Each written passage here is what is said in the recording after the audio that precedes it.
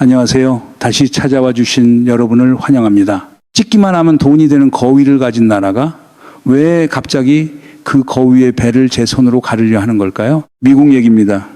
그리고 오늘 이 이야기가 앞으로 여러분 지갑 속 자산의 값이 어떻게 정해질지를 좌우할 수도 있어요. 스테이블 코인. 요즘 뉴스에 매일 나오죠. 수수료가 싸진다, 송금이 빨라진다, 결제가 편해진다. 이 뉴스만 보셨다면 핵심을 통째로 놓치신 겁니다. 판이 바뀌었어요.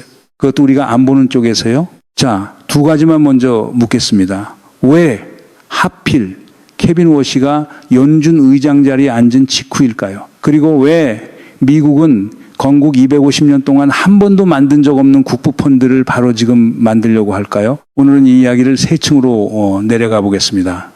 표면, 미국이 공개적으로 깔아놓은 법안과 제도, 동기, 그 밑에서 진짜로 노리고 있는 시장, 그리고 결과, 달러를 찍는 권력이 결국 누구 손으로 넘어가는가. 결론부터 말씀드릴게요. 스테이블 코인은 이 드라마의 주인공이 아닙니다. 미끼예요. 진짜 주인공은 여러분이 아마 이름조차 들어본 적 없는 레포 시장이라는 곳입니다. 하루에 20조 달러가 오가는 곳이죠. 이건 단순한 코인 규제 뉴스가 아닙니다. 달러라는 종교를 완전히 무너지기 전에 다시 설계하는 문제예요. 종교라고 하니까 좀 과한가요? 한번 보세요. 달러는 사실 아무런 근원 자산이 없는 종입니다. 금이 받쳐주는 것도 아니고 뭐가 있는 것도 아니에요. 그냥 찍으면 돈이다라는 믿음에 서 있죠. 그런데 전 세계가 이걸 하느님 믿듯 믿습니다. 하느님을 직접 본 사람은 한 명도 없는데 신도는 수십억이잖아요. 달러도 똑같아요. 근원 자산을 본 사람은 없는데 그 믿음 위에 100조 달러짜리 세계 경제가 굴러갑니다. 문제는 이 믿음에 슬슬 금이 가기 시작했다는 거예요. 한국도 일본도 심지어 사우디 같은 전략적 동맹들조차 이제는 미국 국채를 미국의 신용 하나만 보고 사주기가 부담스럽다는 분위기거든요. 그런데 뉴스는 이 얘기를 안 합니다. 수수료 얼마 어디서 쓰나 그 얘기만 해요. 하루 20조 달러가 오가는 시장 얘기를 단 한 줄이라도 짚은 보도. 여러분 보신 적 있으세요? 오늘 우리는 그 안 보이는 쪽을 봅니다. 표면, 동기, 결과, 순서대로 내려가 보죠. 먼저 표면입니다. 미국이 숨기지 않고 오히려 공개적으로 깔아놓은 판부터 보죠. 첫 번째 신호 타는 사람입니다. 케빈 워시. 2016년 5월 22일 제17대 연준 의장으로 취임했어요. 파월의 후임이죠. 이 사람 두 가지 특징이 있습니다. 하나, 암호자산에 우호적입니다. 둘, 연준이라는 조직 자체를 레짐 체인지, 그러니까 체질을 바꿔야 한다고 공공연히 말해온 사람이에요. 트럼프 대통령이 금리 내리라고 그렇게 압박하는데 그 압박에 코드가 맞는 인물이라는 거죠. 자, 그렇다면 이 사람이 취임 직후에 뭘 할 거냐? 그게 다음 한 달의 핵심입니다. 여기에 깔려있는 진짜 배경은 빚입니다. 미국 정부가 짊어진 부채가 약 40조 달러 수준이에요. 미국이란 나라는 쉽게 말하면 신용 하나로 먹고 살아온 나라거든요. 국채를 미국 정부의 신용으로 찍어서 그걸 전 세계가 사주고 그 돈으로 굴러왔어요. 그런데 그 신용에 슬슬 의심이 붙기 시작한 겁니다. 채권자들이 언제까지 이걸 믿어줘야 하나 싶어진 거죠. 40조 달러짜리 빚을 계속 굴리려면 국채를 계속 사줄 수요를 어디선가 만들어내야 합니다. 이 한 문장 기억해 두세요. 오늘 이야기의 모든 길이 결국 여기로 모입니다. 두 번째는 제도입니다. 미국은 2025년 2월 국부펀드를 만들라는 행정명령을 내렸어요. 소버린 웨일스 펀드, 줄여서 SWF라고 하죠. 흥미로운 건 타이밍입니다. 비트코인을 비축하라는 그 유명한 행정명령보다 오히려 한 달 앞서서 나왔어요. 재무부가 출자하는 특수목적법인, 그러니까 하나의 기업처럼 굴러가는 펀드예요. 출범 자체는 여러 논의 과정에서 약간 지연되고 있지만 물밑 작업은 이미 시작됐다고 봅니다. 여기서 질문 하나. 미국은 250년 동안 국부펀드가 없었어요. 그런데 왜 지금 만들까요? 답은 의외로 단순합니다. 자산을 담보로 국채를 찍으려면 그 자산을 굴리고 키울 전문 조직이 먼저 있어야 하거든요. 펀드가 먼저, 발행이 나중. 순서가 그렇게 짜여 있는 거예요. 세 번째는 법입니다. 지금 미국에서 굵직한 법안 3개가 동시에 움직이고 있어요. 클래리티 액트, 지니어스 액트, 그리고 준비제도 현대화 법안. 그런데 언론은 이걸 어떻게 다루느냐. 비트코인이 상품이냐 증권이냐. 스테이블 코인 발행 자격을 누구한테 줄 거냐. 딱 이 수준에서 떠들어요. 우리도 거기에 같이 떠들고 있고요. 자, 이쯤에서 한 발 떨어져서 보겠습니다. 사람, 제도, 법, 인사와 행정명령과 법안이 거의 같은 시기에 한 방향으로 정렬됐어요. 이게 정말 서로 따로 노는 사건들일까요? 저는 그렇게 안 봅니다. 그리고 이 이야기 끝까지 들으시면 왜 그런지 정확히 보이실 거예요. 자, 여기까지 보면 그림이 하나 그려집니다. 아, 미국이 결국 근본 위제로 돌아가려는 거구나. 종이돈만 찍던 시대를 끝내고 실물 자산으로 뒷받침되는 화폐 체제로 가려는 거구나. 빚이 40조니까 이제 실물 담보를 깔아서 신뢰를 회복하려는 거구나. 깔끔하죠. 여기서 이야기 끝내도 될 것 같아요. 그런데 아니 잠깐만요. 여기서 한 가지를 놓치면 안 됩니다. 미국이 발권력을 포기할 리가 없어요. 찍으면 돈이 되는 거위. 그걸 진짜로 죽일 나라가 어디 있겠습니까? 닉슨 쇼크 이전처럼 금이 있어야만 돈을 찍는 체제로 돌아간다? 절대 그렇게 안 합니다. 한정된 금을 전 세계가 비축 경쟁까지 벌이는 마당에 미국이 원하는 만큼 금을 늘릴 수도 없고요. 금을 늘리는 건 돈을 늘리는 것보다 더 어렵습니다. 닉슨이 그걸 몰라서 금 연결을 끊었겠어요? 알았으니까 끊은 거죠. 그러면 모순이 생기죠. 실물 담보로 돌아가는 척하면서 동시에 무한정 발권력은 그대로 유지한다는 거죠. 그런데 이 두 개가 어떻게 양립합니까? 바로 이 모순을 푸는 자리에 오늘의 진짜 설계가 숨어 있습니다. 힌트를 드릴게요. 금이 8,000톤 있는데 금의 양은 그대로예요. 그런데 가격표만 다시 붙이면 달러를 더 찍을 수 있습니다. 아침에 셋, 저녁에 넷.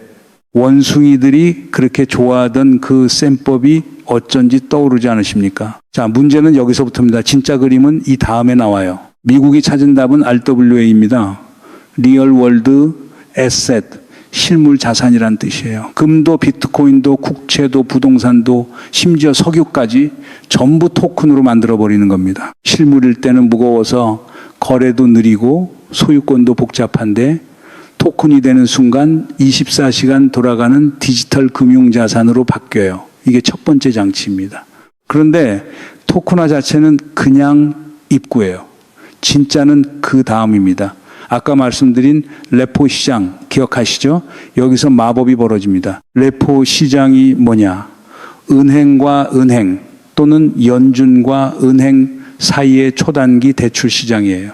골드만삭스가 오늘 돈이 모자라면 국채를 담보로 맡기고 JP 모건한테 하루치 돈을 빌립니다. 그리고 내일 그 국채를 다시 사와요. 하루 동안 소유권이 왔다 갔다 하는 거죠. 우리 같은 소비자는 평생 구경도 못하는 시장입니다.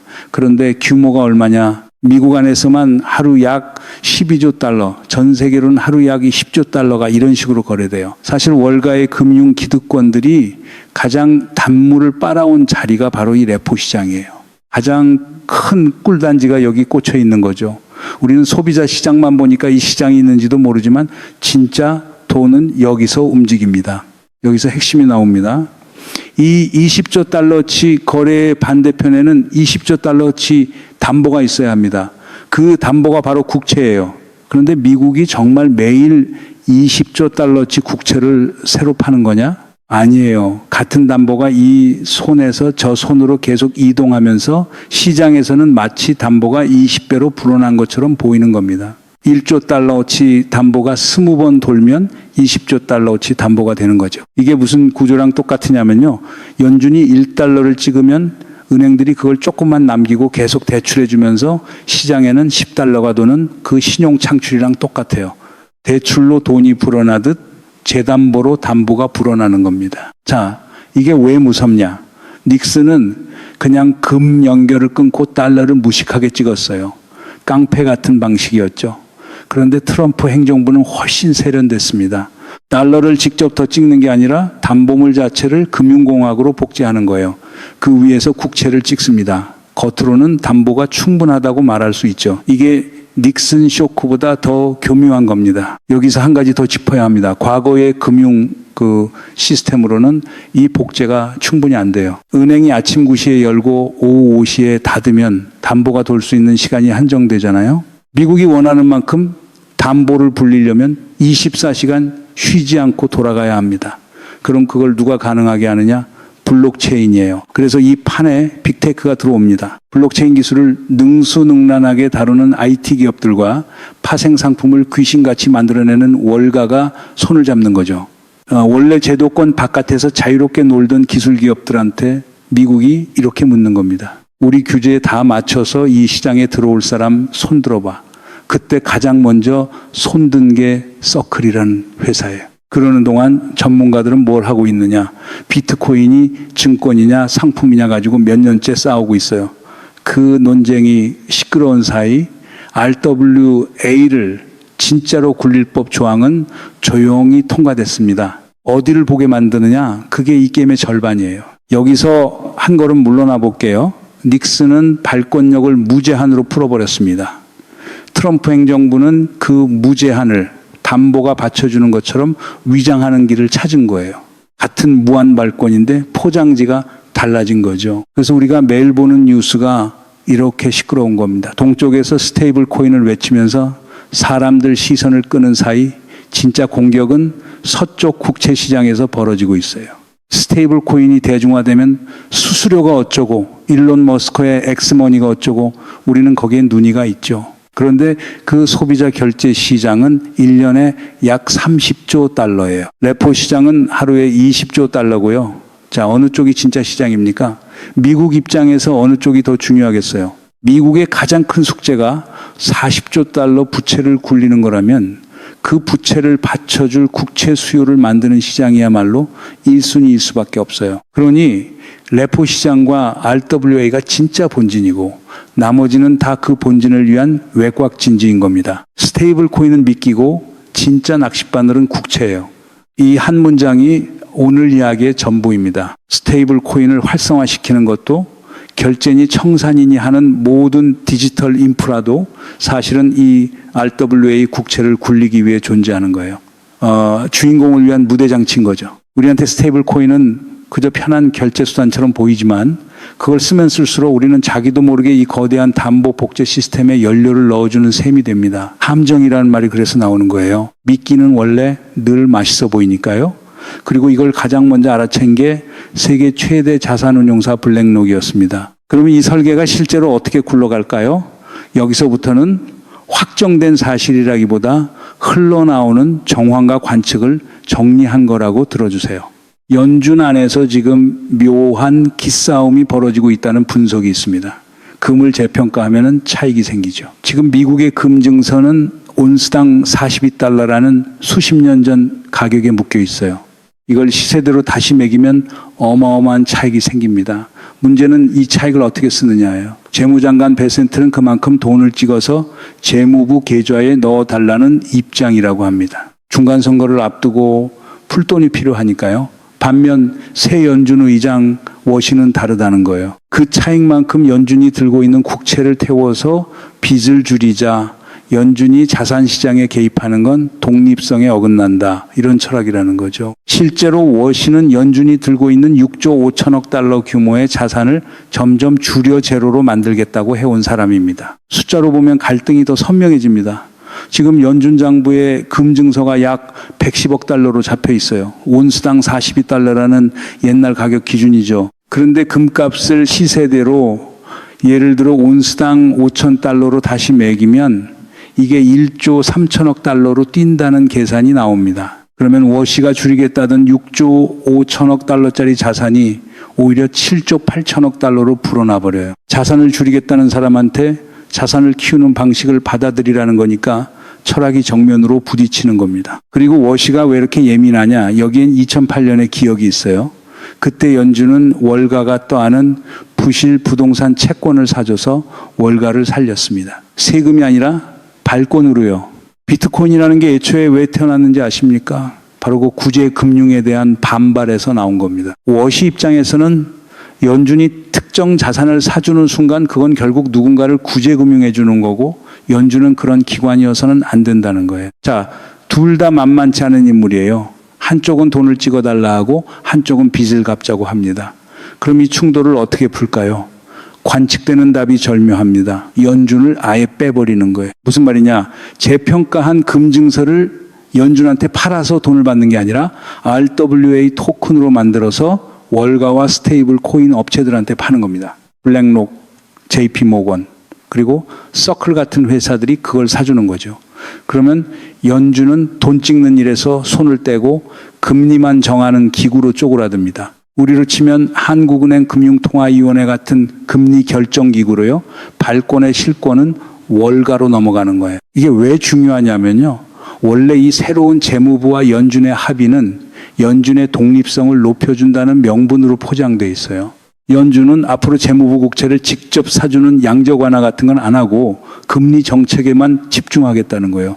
듣기엔 그럴듯하죠. 그런데 그 일을 안 하는 게 아니라 그 일을 월가가 대신하게 되는 겁니다. 연준이 손을 뗀 자리를 블랙록과 JP 모건과 서클이 채우는 거예요.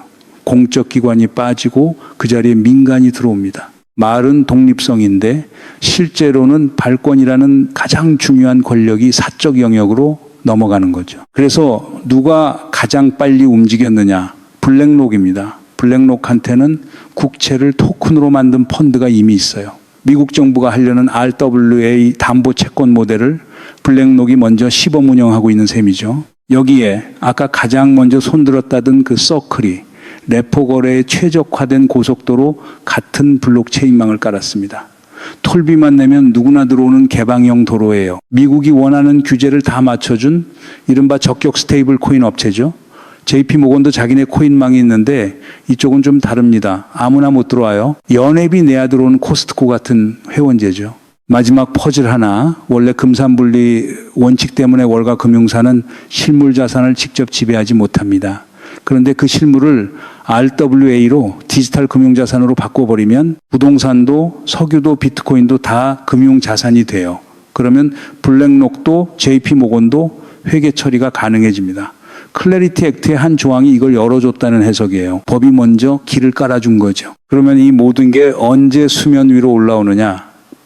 시장에서는 미국 독립기념일이 있는 7월 즈음을 주목하는 시선이 있어요. 금 재평가라는 상징적인 카드를 가장 상징적인 날짜에 맞춰 꺼낼 수 있다는 관측이죠. 물론 이건 어디까지나 정황상의 추측입니다. 다만 분명한 건 지난 1년 반 동안 밑그림만 그리던 이 설계가 워시 취임을 계기로 드디어 최종안에 가까워지고 있다는 거예요. 이쯤 보셨으면 구독하고 알림 한번 눌러두세요.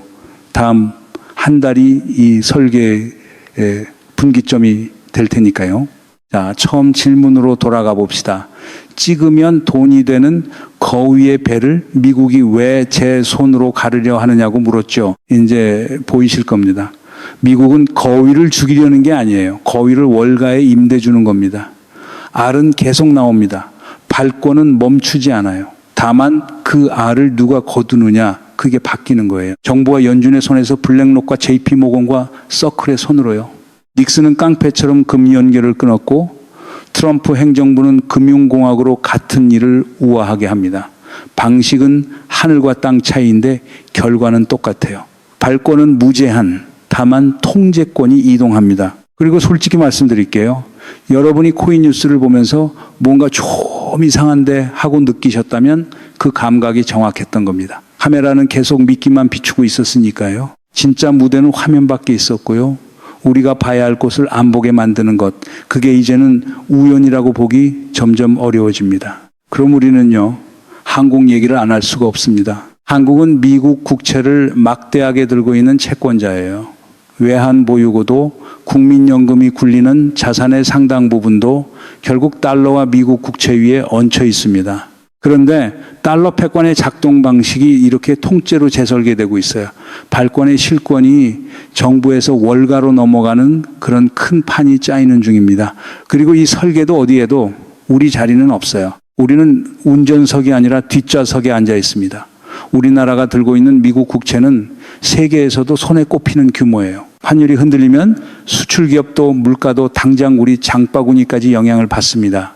남의 나라 금융 얘기처럼 들리지만 사실은 우리 통장에 직접 닿아 있는 이야기인 거죠. 한 달 뒤 금 재평가와 RWA 국채의 윤곽이 어느 정도 드러날 겁니다. 그때 우리가 던져야 할 질문은 하나예요. 달러를 찍는 손이 바뀌었을 때 그 돈을 세계에서 손꼽게 많이 들고 있는 우리는 과연 무엇을 준비해 두었는가? 이 채널은 그 질문을 계속 따라가 보겠습니다. 일부를 아직 안 보셨다면 이어서 보시고 다음 편 알림 꼭 켜두세요. 화면 밖에서 벌어지는 일을 우리는 끝까지 보고 있을 테니까요.